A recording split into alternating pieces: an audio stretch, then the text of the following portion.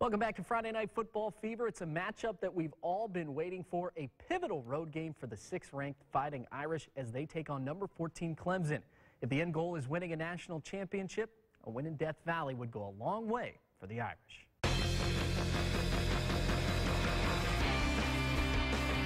You know, these are the matchups you want to play in. Excited to have opportunity to play Notre Dame.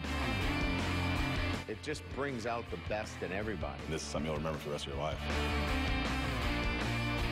This is why you play the game of football. This is what you dream of as a little kid. You're not ready for this game, and you don't know why you're playing college football.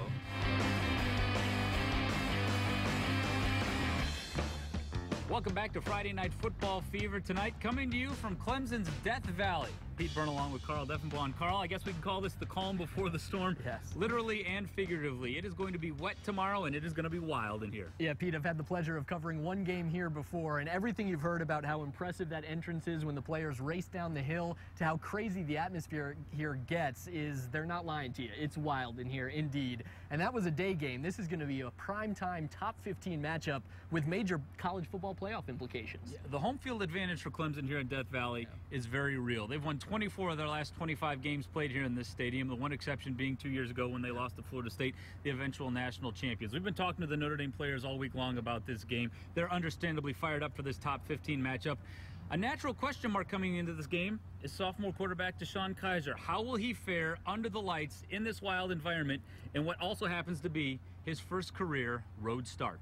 You know, I would be surprised if the moment was too big for him. I'm sure, like everybody else, there'll be, you know, those butterflies and some nervousness. But I think once we get into the flow of the game, he's going to be fine. Obviously, this is the first time that I'll really, you know, get and play in front of, you know, 90,000 plus screaming fans from, you know, down south. As long as I'm comfortable in my own shoes and I believe in the game plan and I fully get the game plan, we'll be completely all right, and we'll be able to, you know, do the things that we always do. You don't feel like you're putting a freshman quarterback out there. You know, you don't sense that or feel that. And so I think that's all about a presence, and he has that about him. And I see that every day he comes out there, he takes control of that offensive unit. It's not meek, it's not weak, it's a presence that he brings when he goes out there. Now we have seen a few glimpses, Carl, of what that looks like 3 weeks ago when he came in relief at Virginia. Then the following week in his first career start against a very good Georgia Tech team. But there's another variable he will be dealing with too, the weather. Yeah, that's for sure. Mother Nature's going to have a huge impact on this game for both sides, Clemson and Notre Dame.